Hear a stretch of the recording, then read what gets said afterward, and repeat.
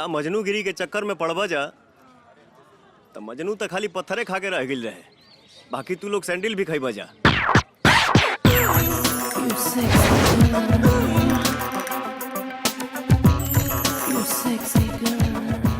काम भी हो तनी देखा। हाँ? अरे भाई सही रे, लागत जन्नत से कोनो परी धरती पे उतर आयल बिया।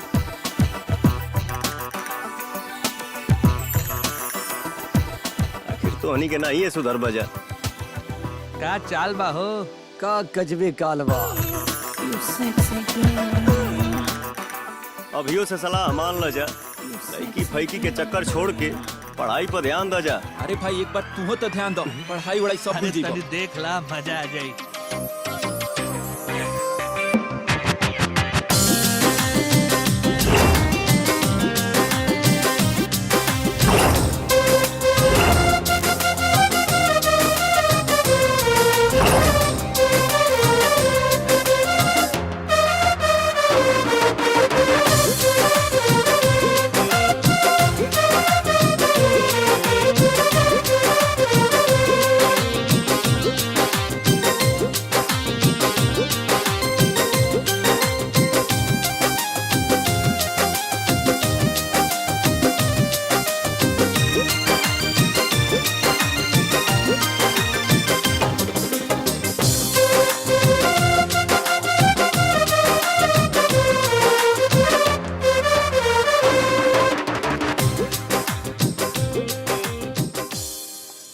Good morning, sir. May I come in? Good morning, come इन।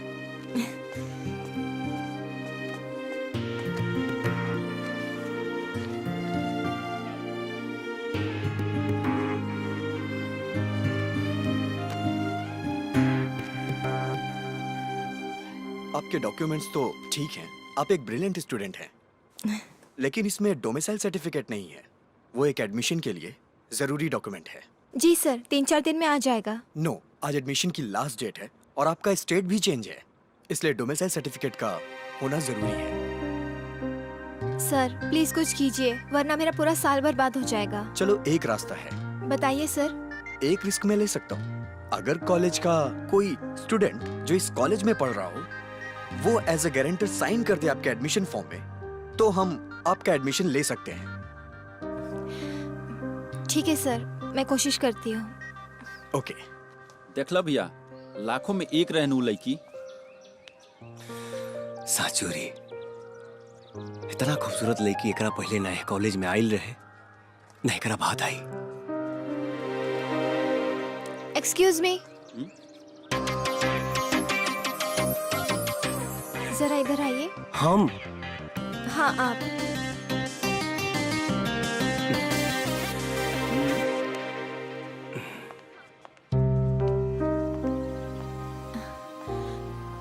आप मेरी एक हेल्प करेंगे? आदेश कीजिए। आइए मेरे साथ प्लीज।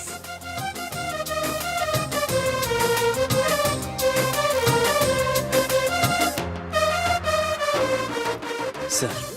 ओके, आपका एडमिशन कंफर्म करता हूँ, लेकिन एक कंडीशन है, आप डोमिसाइल सर्टिफिकेट जल्दी से जल्दी कॉलेज में जमा कर दीजिए। जी सर, थैंक यू वेरी मच। ओके। प्रिंसिपल सर कितने अच्छे हैं ना, उन्होंने अपने रिस्क पे मुझे एडमिशन दे दिया, है ना विजय? नाजी रहुआ सही कहा तानी। अरे बिंदिया बेटी। हाँ फूफा जी। कहाँ जाता रू बेटी? मास्टर बाबूजी के घरे फूफा जी।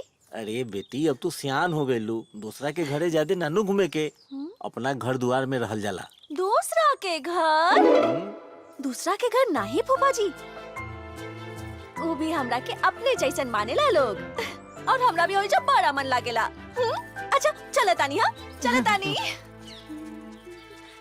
चाची ये टिफिन लेके कहाँ जाता रू?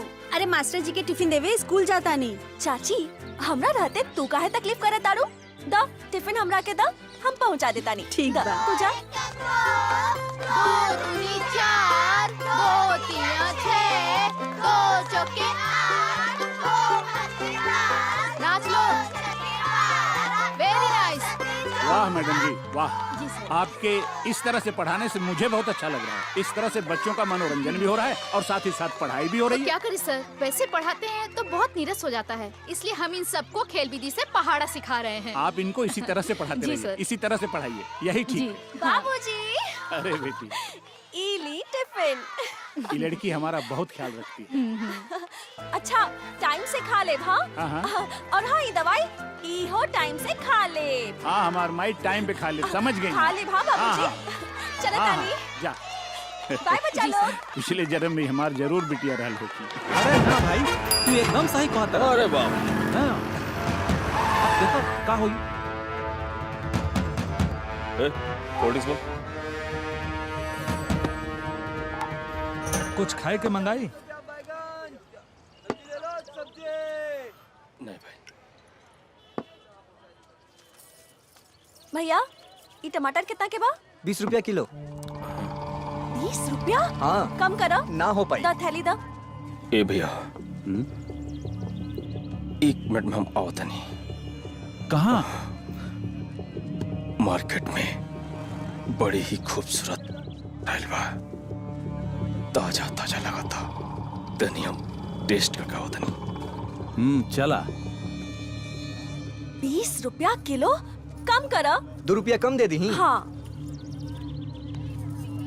और बैगन? 40 रुपया किलो। आपके यहाँ तो सब कुछ के दाम ज्यादा है। अरे महंगाई बढ़ गई बा बहन जी। इज्जत टमाटर से गाल बा, एक खा के मत बा। ये का बदतमीजी करत आड़ो? बदतमीजी भी शराफत में करनी हम। चुपचाप हमार हाथ छोड़ दो। मुन्ना भैया नमस्कार। हाथ? हाँ नमस्कार नमस्कार नमस्कार। हम हाथ जगह मार्केट में पकड़ लेना, ओकरी मार्केट में नाम हो जाला। हम तोरा जैसन लोगन के ना मुंह ना लागल चाहनी। छोड़। हम मुंह कहाँ लागल चाहता नहीं, मुंह मारल चाहता नहीं। छोड़। इंदिया। विजय। मार्केटिंग हो गई होगे तो चल तो के घर छोड़ दी। चुपचाप ओकरा के चाय के कह दे, ना तो जान से जेबे करी और तोरे भी कोख में ऐसा गोली मारा खुद तक कबो माँ न बन पेबे, ना ही क्योंकि बाप बना पेबे। का भइल रे? तू जा, हमरा के ना परचून के सामान खरीदे के जाए के बा। तू जा, हमरा के लेट हो जाई। ठीक बा।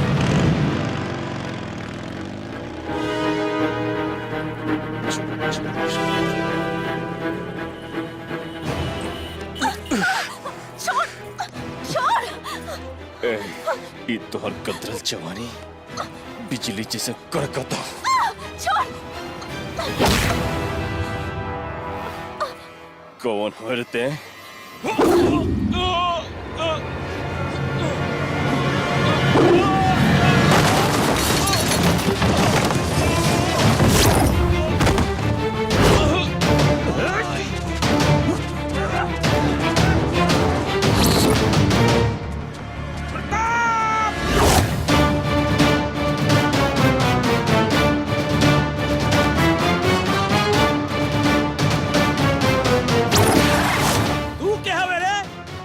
तो आर जी जा का कहले?